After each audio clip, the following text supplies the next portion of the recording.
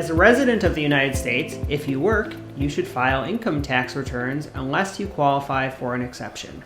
This includes if you work for someone else or yourself, work for a check or in cash, work full-time or part-time, work year-round or seasonally, or only worked part of a given year.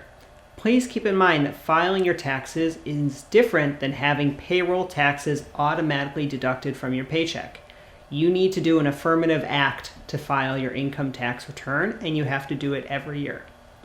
You will need to file Form 1040, and there are various versions of the 1040 depending on whether you are married, having a business, etc., with the federal government. A state version of the 1040 with your state government. In most cases, some states don't have income taxes, and sometimes your municipality.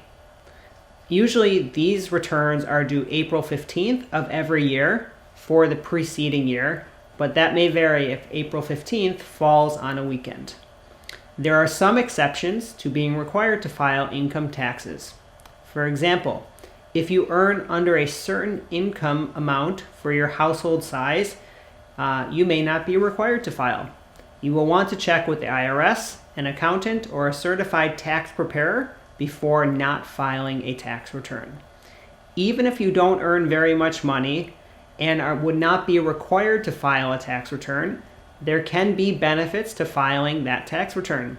For example, the government could owe you money in the form of a tax credit.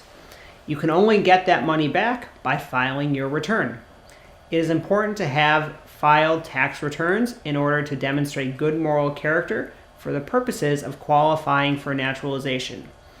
If you have questions or need assistance with preparing your tax returns, please contact a local nonprofit that provides this assistance, such as the Accounting Aid Society, www.accountingaidsociety.org in Southeast Michigan. You can also get free tax help through a VITA site if your income is less than $54,000 per year, you have a disability, and in some circumstances, you do not speak English. The IRS has information on these programs on its website, www.irs.gov.